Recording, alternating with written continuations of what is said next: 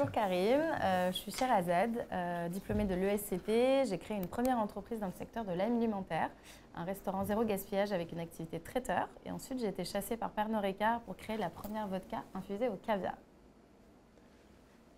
Ma vie est beaucoup moins intéressante. Je suis Gilles Gouteux et je suis le responsable événementiel de l'école. Ah, d'accord, intéressant. Voilà. Donc maintenant, Karim, c'est à vous. Donc, Qui êtes-vous et pourquoi vous postulez à ESCP? Donc, bonjour à vous, je suis Selmani Karim, je suis originaire du Havre, où j'ai grandi dans une banlieue, Caucriauville, où j'ai été amené à fréquenter des gens qui ne travaillaient pas forcément. Mais je voulais être différent, à savoir, j'ai su sortir de ma zone de confort, j'ai su redoubler d'efforts, car je savais déjà ce que je voulais faire. À savoir, être polyglotte dans un premier temps, et pouvoir voyager et travailler dans plusieurs pays différents. Pour cela, j'ai intégré la classe préparatoire économique commerciale au lycée François 1er, tout d'abord pour la rigueur dans le travail, mais également pour ma curiosité personnelle, car on apprend énormément de choses très intéressantes. La classe préparatoire est aussi considérée comme la voie royale pour intégrer une école de commerce prestigieuse, comme celle de l'ESCP, qui sera un atout essentiel pour mon projet professionnel. Donc, quel est ce projet professionnel ?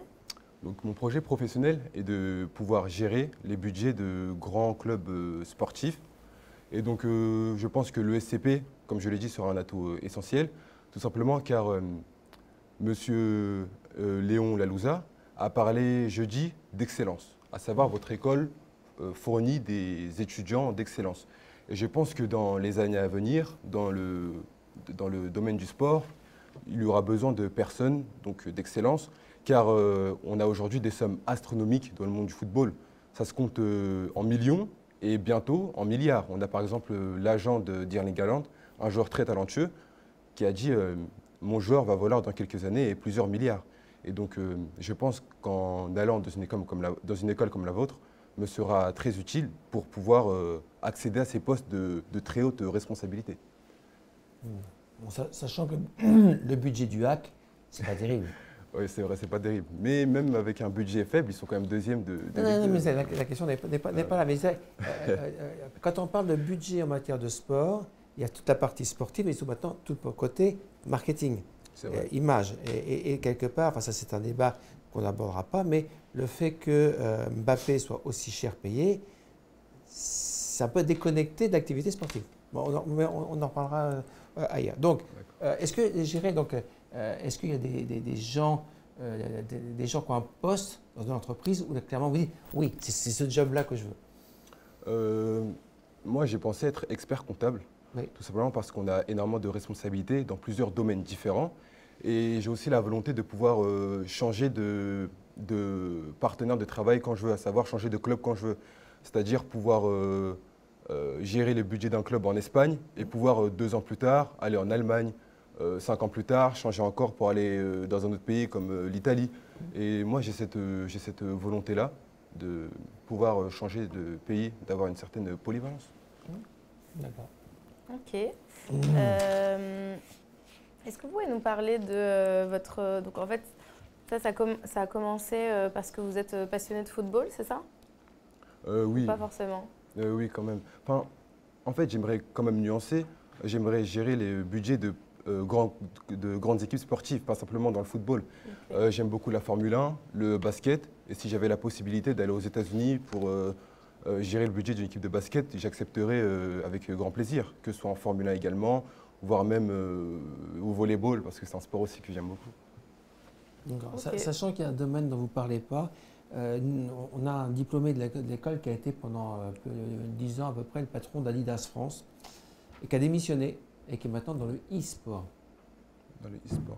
Je ne vais pas vous le cacher, je n'ai pas énormément de connaissances dans le e-sport, tout simplement parce que ça ne m'intéresse pas tellement en fait. J'aime surtout regarder le sport à la télé, voir des joueurs pratiquer physiquement un sport au lieu de... Mais ne négligez pas. Non, c'est vrai. Bien, je pense que j'ai quand même pas mal d'amis qui sont fans de e-sport. Aujourd'hui, le e-sport prend une part beaucoup plus importante dans la société. On a de plus en plus de personnes qui s'intéressent au e-sport et de plus en plus d'équipes qui génèrent beaucoup plus d'argent dans le e-sport. On a par exemple des concours qui sont organisés où les vainqueurs gagnent des sommes qui se comptent en centaines de milliers d'euros. Et donc, on s'aperçoit qu'il y a, un énorme changement auprès du e-sport. Tout à fait. Alors, j'ai vu que vous aviez sensibilisé les élèves sur la parité homme-femme. Hier, on était le 4 novembre. Et à partir du 4 novembre, en fait, les femmes travaillent gratuitement puisque les différences salariales ne sont pas ce qu'elles devraient être. Donc moi, depuis hier, je travaille gratuitement. Donc qu'est-ce que vous pouvez me dire par rapport à ça? Franchement, j'en suis très très fier parce que ça montre que ça a été un travail collectif d'énormément de personnes, énormément de femmes, mais également d'hommes, parce que le rôle des hommes n'est pas à négliger. Pour revenir sur mon expérience, j'ai pu sensibiliser donc, des collégiens et des lycéens sur la parité homme-femme. Ça s'est révélé être un travail extrêmement difficile parce qu'il fallait faire très attention au choix des mots, parce qu'il ne fallait pas choquer les élèves. Et lorsqu'ils rentraient chez eux, il ne fallait pas qu'ils disent à leurs parents on m'a dit ceci, ça va contre ce que tu me dis souvent. Et donc ma capacité de réflexion s'est énormément développée. Et j'ai pu également m'inscrire au concours d'éloquence de Sciences Po en groupe où j'ai pu finir à la seconde place. Et ça a été une expérience vraiment incroyable pour moi parce que c'était la première fois que je mettais les pieds dans un amphithéâtre déjà. Et ensuite pouvoir prendre la parole devant une cinquantaine, voire centaine de personnes, c'était vraiment incroyable pour moi.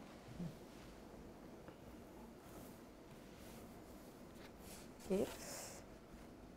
Est-ce que vous pouvez nous parler de votre activité bénévole d'envoi de denrées pour les Comores?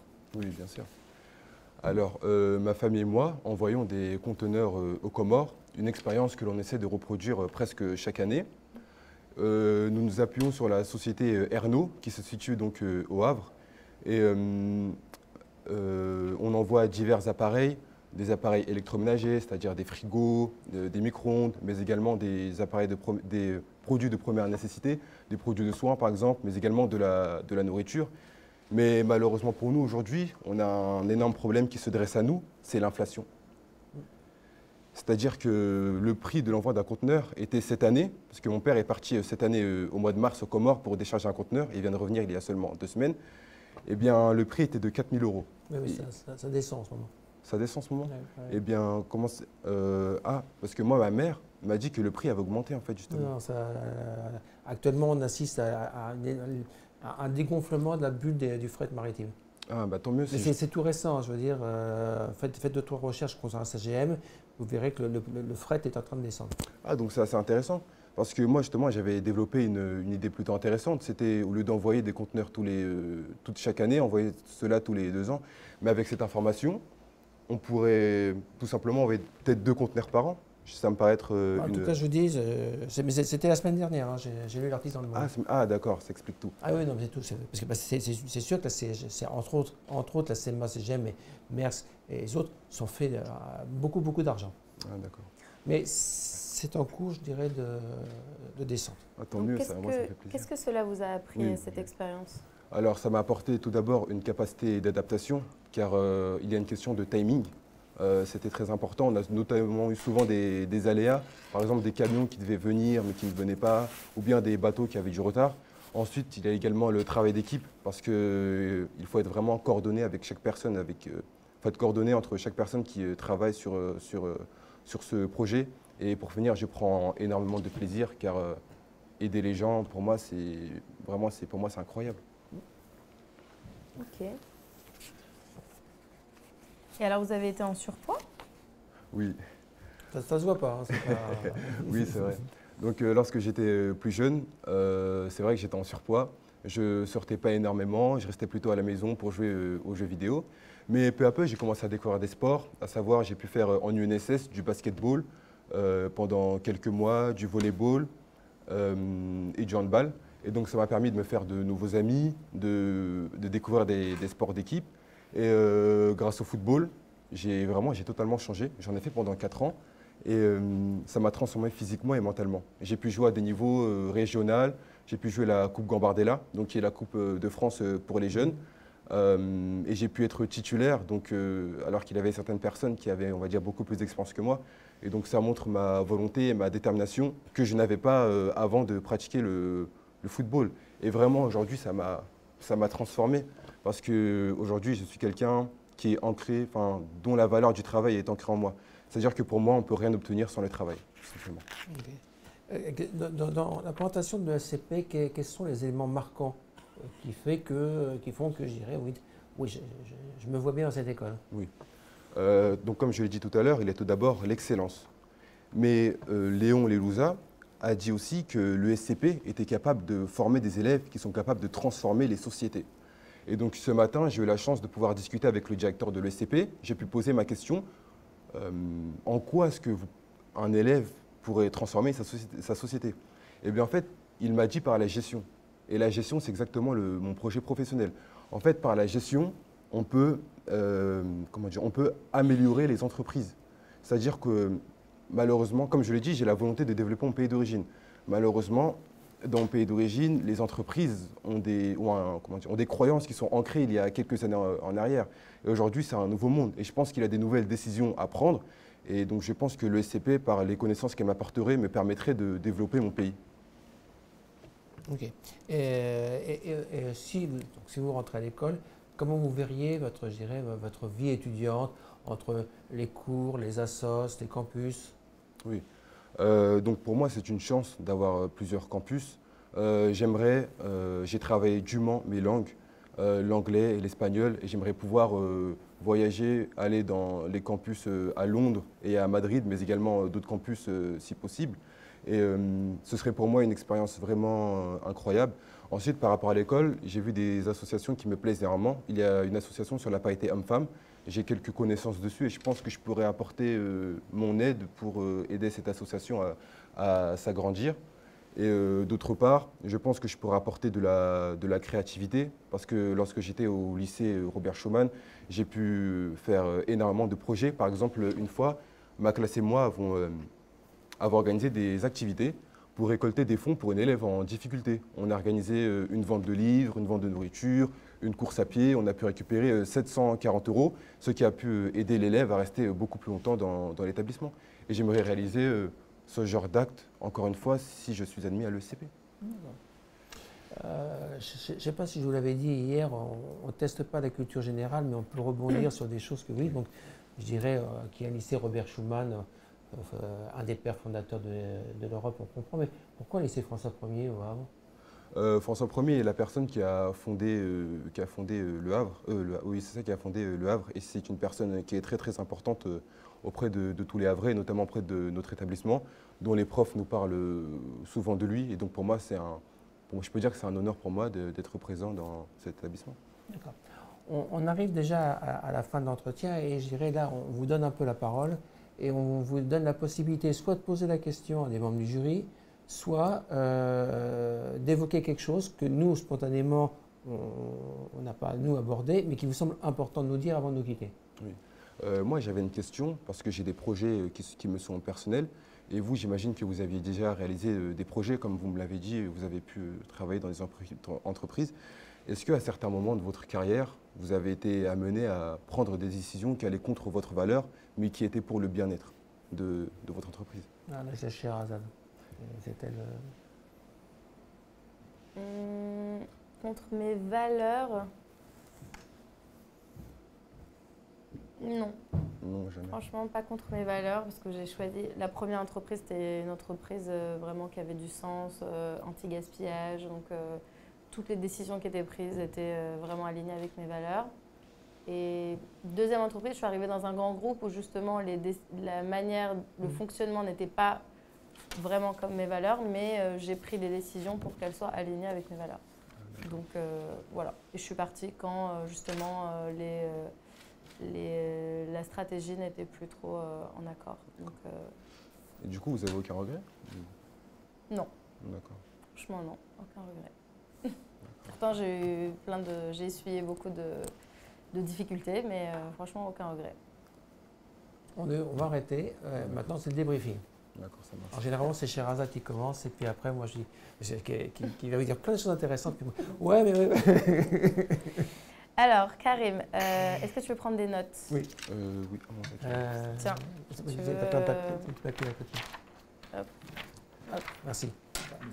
Hop. Parfait. Merci. Merci. Alors, écoute Karim, globalement, je trouve que c'est un bon entretien. Tu t'exprimes très bien. Ça se voit que tu as travaillé, que tu as préparé ton entretien, donc ça fait plaisir. Merci. En fait, à chaque fois, en gros, le déroulé d'un entretien, c'est tu te présentes. Donc là, tu as 1 minute, 1 minute 30, où en fait, tu dois, dans ton introduction, nous donner en fait, les différents thèmes que tu as envie qu'on aborde ensemble. Okay, donc, c'est ce que tu as fait, mais que tu peux améliorer. Je pense que tu peux améliorer ton introduction, même si elle était pas mal. Ensuite, la majorité d'entretiens, c'est voilà, nous, on te pose des questions sur ces différents thèmes.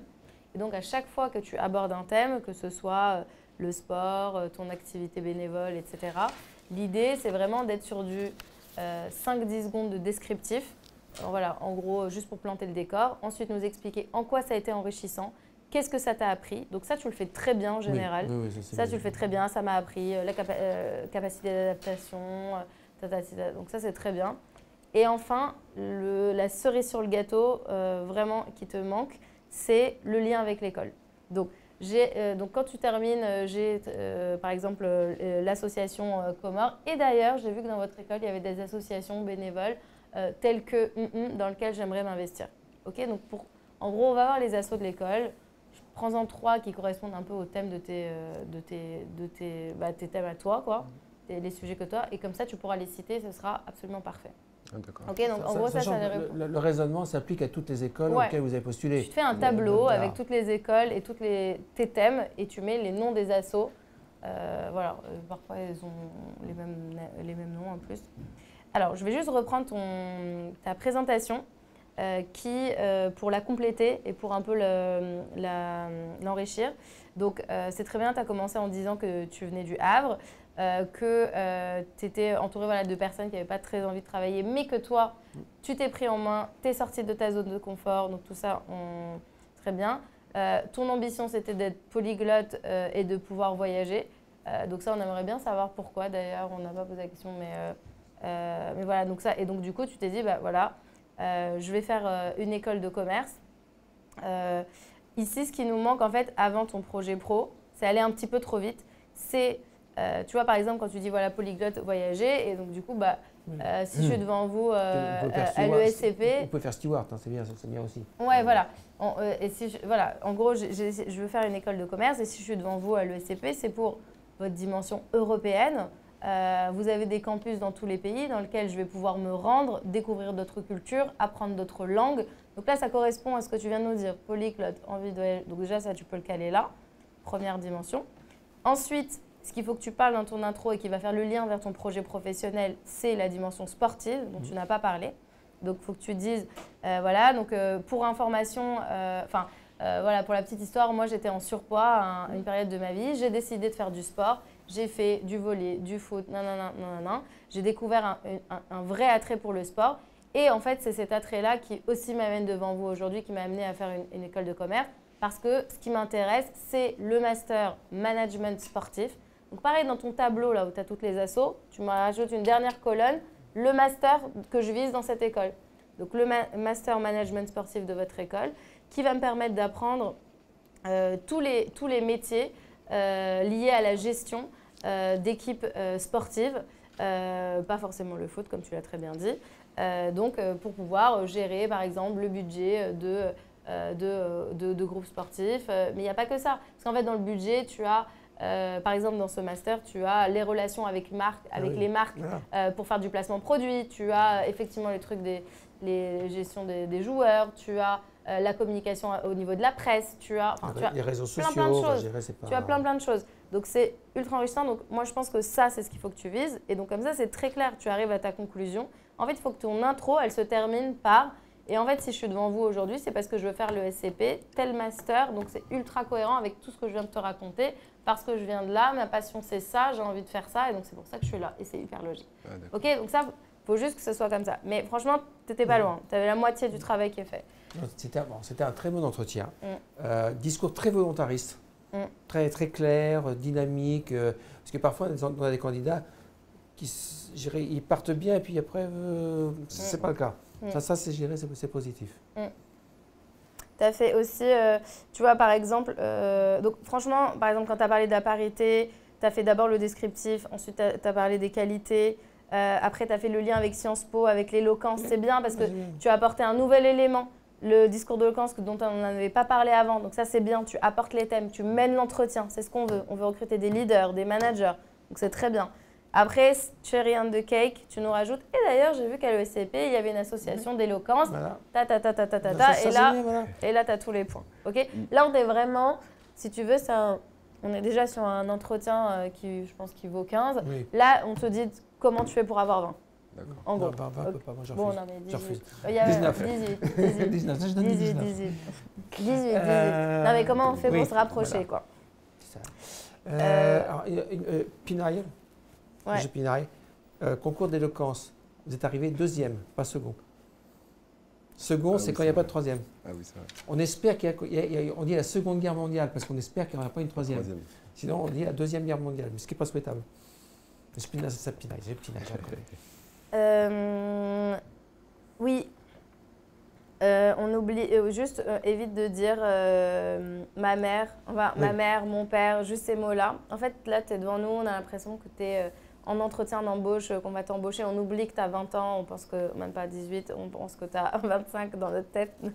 Voilà. Donc, en fait, quand tu dis ma mère, mon père, hop, tu redeviens ado, quoi. Tu te rajeunis. Donc, voilà. Avec des membres de ma famille, on est impliqué dans une association humanitaire, Pas besoin de dire mon père il vient de partir, là il revient, truc, non. En plus, ça ne donne pas des infos. Là, c'est 30 minutes pour toi, pour Shine. Donc, ne nous parle pas d'autres gens. En fait, c'est vraiment descriptif, 5 secondes, et vraiment, qu'est-ce que ça m'a appris? En quoi c'est enrichissant? Pourquoi c'est une raison supplémentaire de me prendre à l'ESCP? Et faire un lien avec l'école, tel asso d'ailleurs, tatati tatata.